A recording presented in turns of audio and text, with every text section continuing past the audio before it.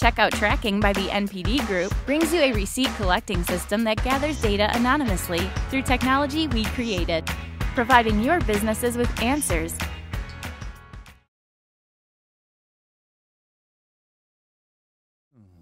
All right, okay, so big roundtable, obviously talking about level-based puzzle games. There's going to be another roundtable afterwards talking about something similar, some different subjects, but run by the same three gentlemen down here who have microphones in front of them, I believe.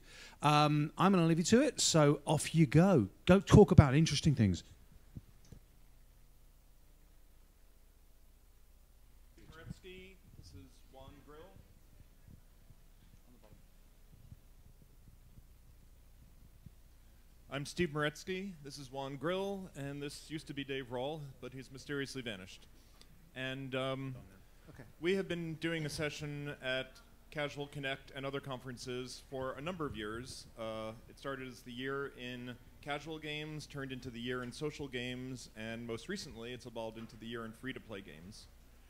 And typically what we do is we do some research and play a lot of stuff, and then we stand up on stage and pontificate on high about this is what we think the most interesting games were, or the most interesting new twists in already existing games, and what trends can we kind of tease out of that, and projections that we can make for the future. And as we were coming up to Casual Connect, the organizers said, how would you feel about doing the session as a round table instead of as a lecture?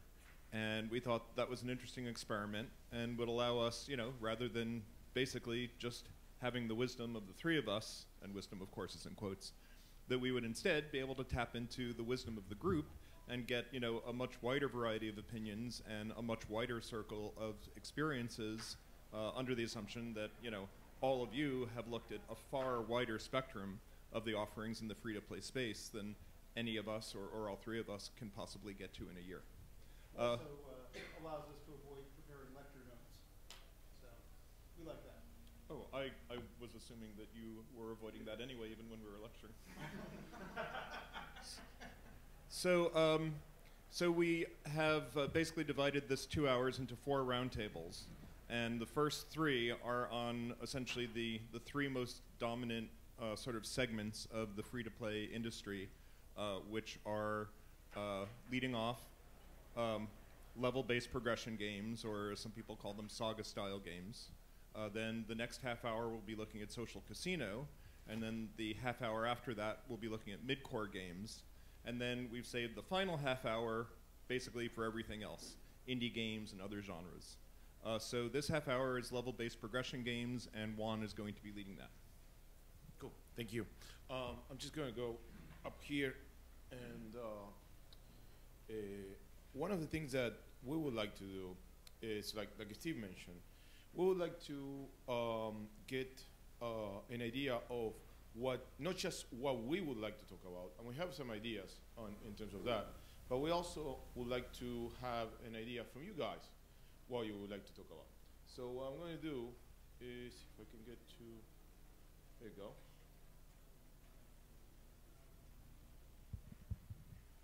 I would like to hear from you guys. How many of you work on level design, level-based puzzle games? Wow, awesome. Okay. So, based on what you have seen this year, what topics were you interested in talking about coming to this roundtable? I'm going to start taking notes. Dave? Sorry, point of order. There's some mics out on the table. The session is being videoed and recorded. This is group discussion day for everyone to contribute, so please remember to grab one of the mics or call for one of the mics when you want to speak, so it'll show up on the video. So I got one, which is, this is part of a conversation that we got with Steve and Dave, and that is, for those of us who've been doing games before the free-to-play ecosystem, or before the iPhone ecosystem, there were a lot of genres in level-based games that didn't make the cut into free-to-play. And I'm wondering why. So why is time management not around, or some other successful genres in the downloadable That will be all right. Yep. So why? Why do you guys think that, for example, there are no free-to-play time management games that get anywhere close to the top 100 or something? Go ahead. Please introduce yourself. Name, company, what you do, something really brief. Yeah, sure. My name is Dustin Stevenson. I work at Eastside Games as a producer. I actually work on a time management game called Pop Farm. It has been going around for about 5 years right now, and I'm interested to see how a lot of time management games have been dropping off because we're currently experiencing that right now. One idea that I'm thinking is because they do not have a strong feedback loop. You gotta wait all the time. People don't like waiting. I think that's one reason, at least one reason that I feel is correct. Interesting. Any other comments?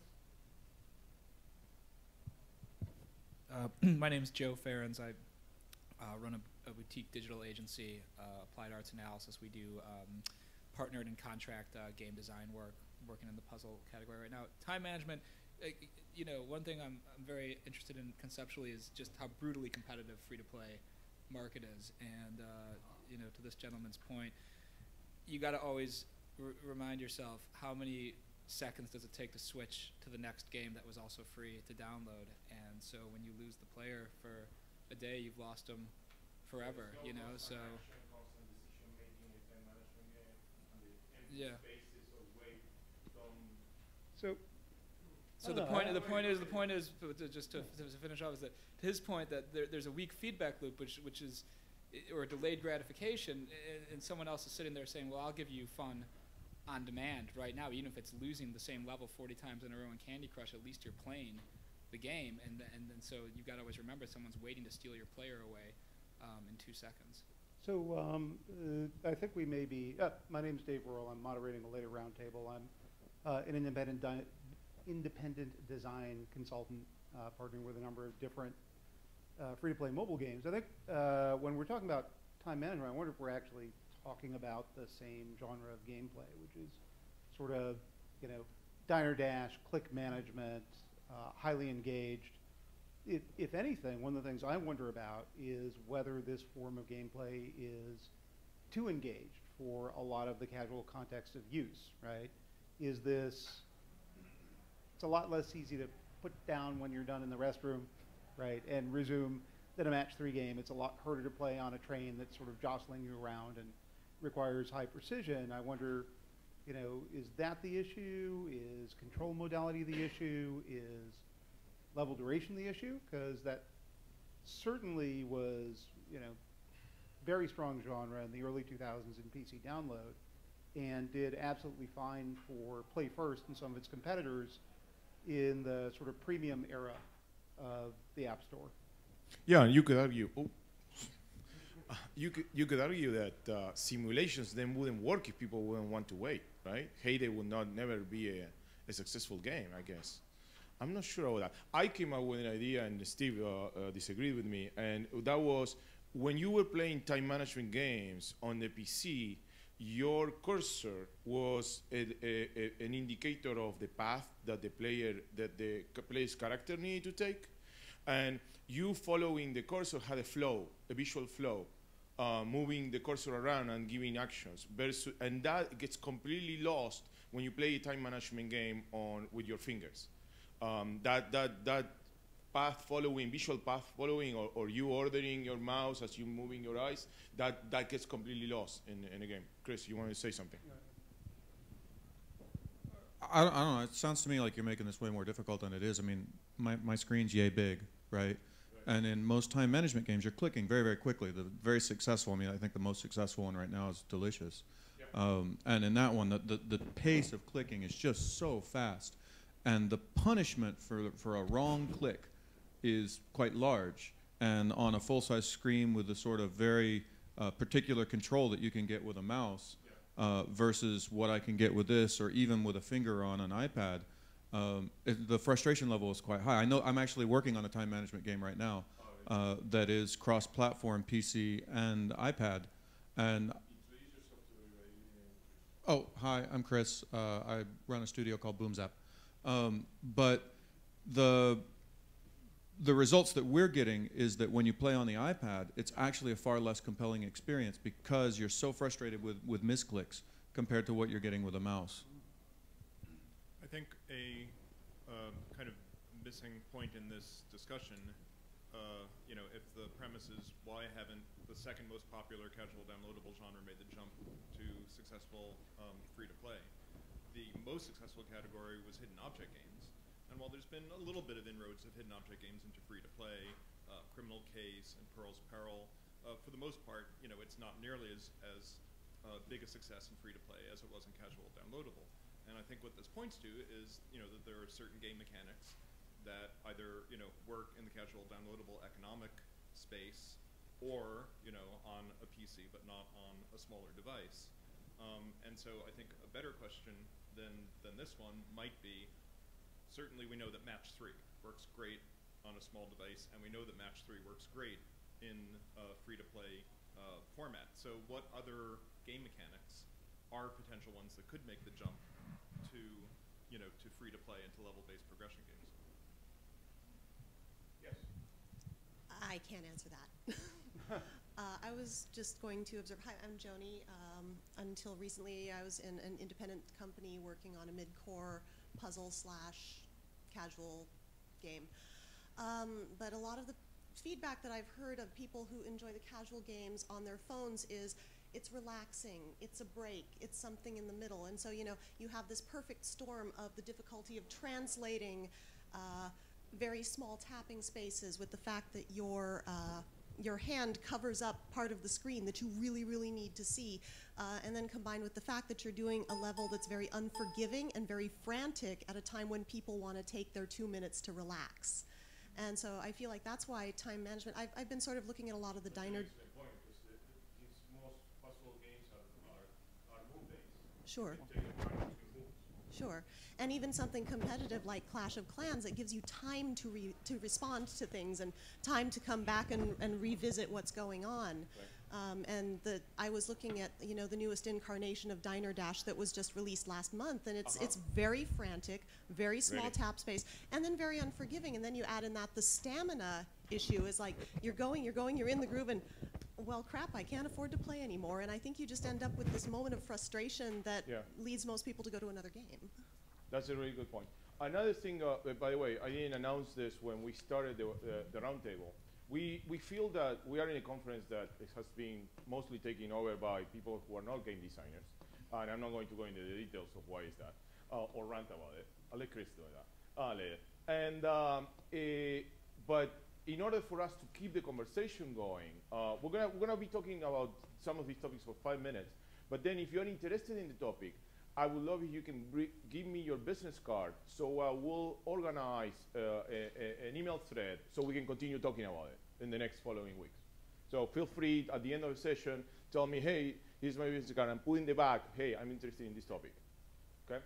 The next topic I had is one thing that I found interesting is once we got a Candy Crush out in the market, Candy Crush created this almost infinite map system, right? They kept adding levels, and it resonated really well with the audience because they could see their facial pictures and they could see how far ahead or how far behind were from the friends, and that worked really well. And we used that for a really long time.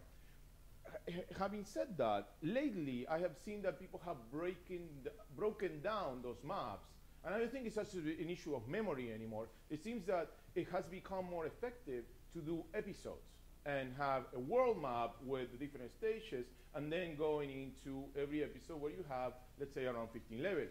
And I was wondering what were people's thoughts about that, if somebody has done one thing versus the other, or even changed their game in the middle of the maintenance process of the game, and if they have seen any interesting results.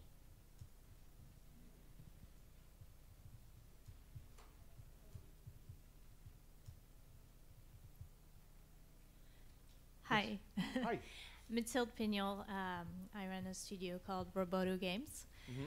And so I can't really speak to the map other than I think as the map gets bigger and bigger, it gets really hard to manage and see how far your friends are. So cutting it up into chunks is probably just more manageable from a UX standpoint. Yeah. But I actually was wondering if other people might be interested in a topic I'm interested in, which is talking about the just some of the design aspects of the level difficulty curve and you know what data and KPIs, if any, people use to tune their levels. Okay. Let's take another. Okay, fantastic. In my particular case, I just launched a game on Thursday, and we chose to go with the stage maps. And one of the feedback that I've seen last night is that people appreciate the fact that there's a completion aspect of them. And I think Bob talked about that during his portion of the talk at GEC, right? Yeah, about how the transition, it feels that the self-contained stage works a lot better with the audience. They feel like, oh, I completed something, versus my friends on level 85, I'm on level 3, it's going to be impossible for me to catch up. So that's something that we saw as a trend, and I thought of bringing it up. And related to this, the other thing that I have noticed is, you know, and probably King was the master of this. We had, for a long time, level-based games had gates. And these gates push people to invite their friends in order to get the keys, in order to unlock the gate or pay money.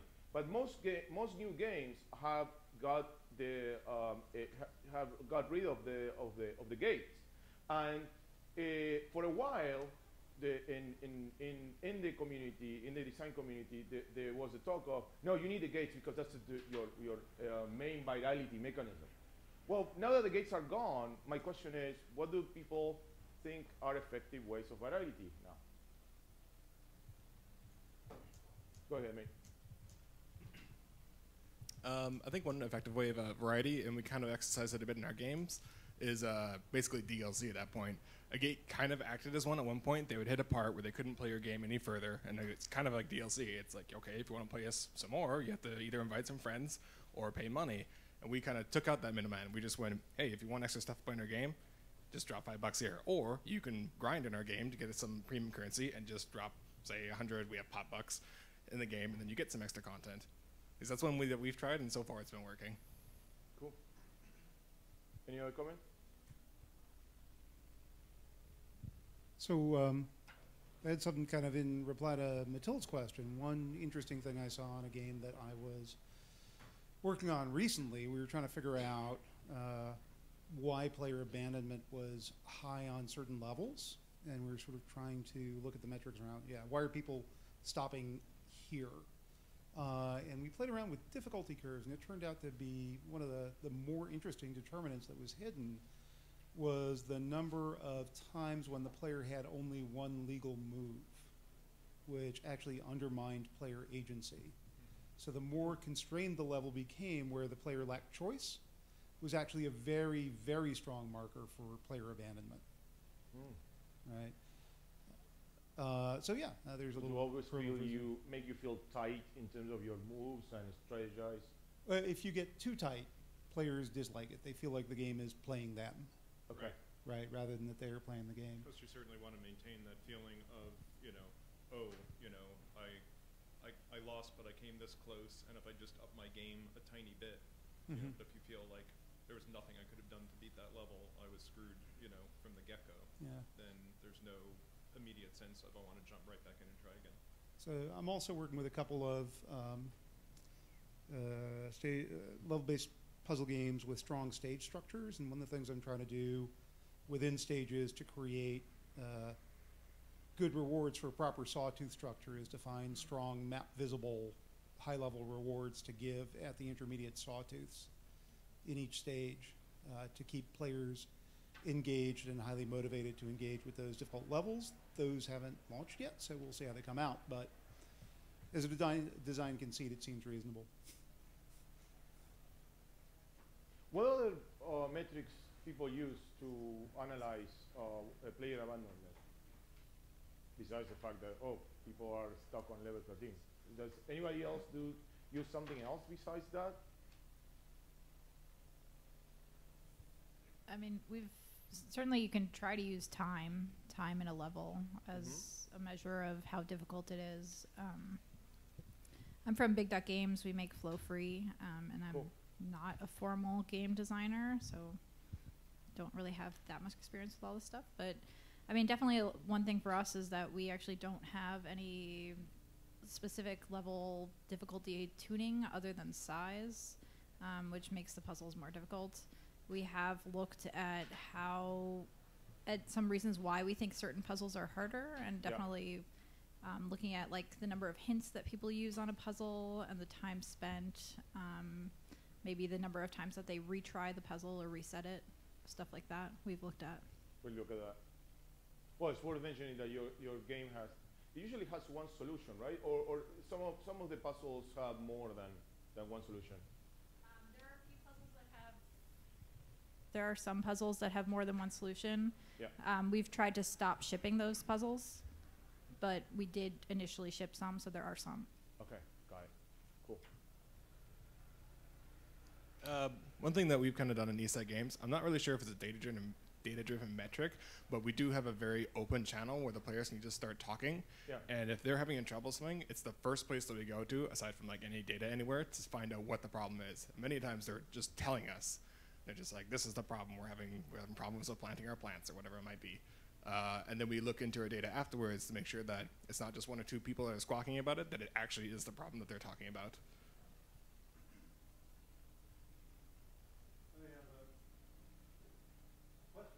Yeah, go ahead.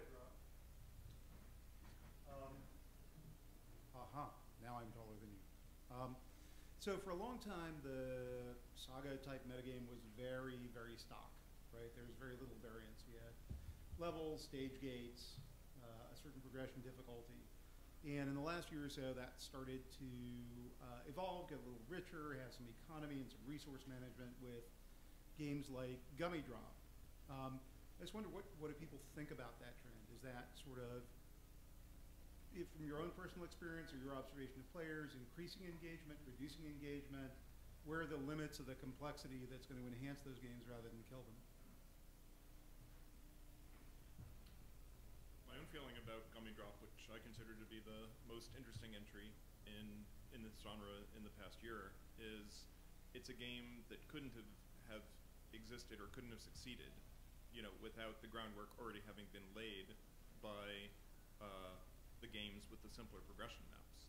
And only the fact that this huge audience had been already trained to understand that formula allowed for the layering on of the slightly extra complexity of the resource collection and the really light building component. So I think it's a classic kind of development of a market and kind of taking an audience by the hand and leading them to the next logical step. Anybody else? Yeah, we got 5 minutes. Anybody else would like to make a comment on that? Go ahead. Pass the mic.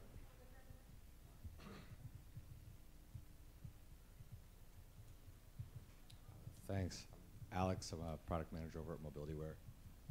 In a previous company, worked on Saga-based Match 3, and what we found was a really helpful driver for some of our engagement metrics was, in fact, just story, iterations on the story.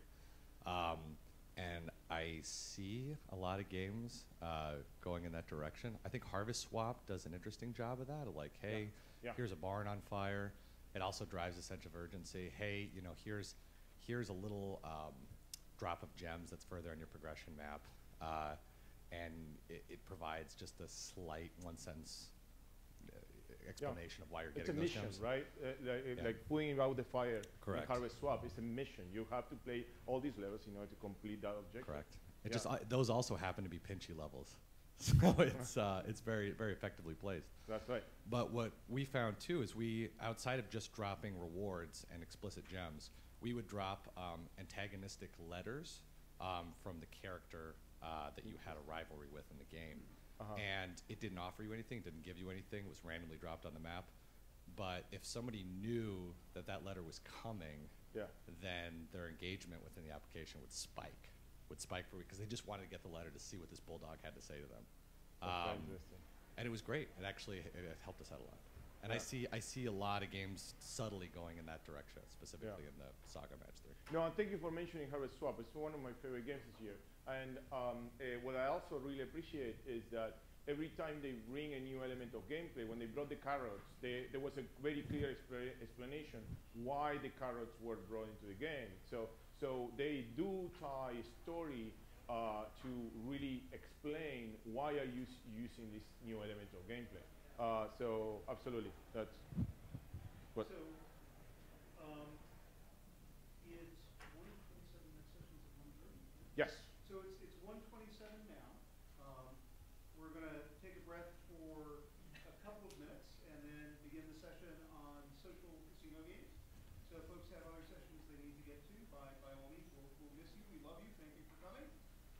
If you are also interested in the social casino genre, we'd love to have you stick around and join the next half hour of discussion.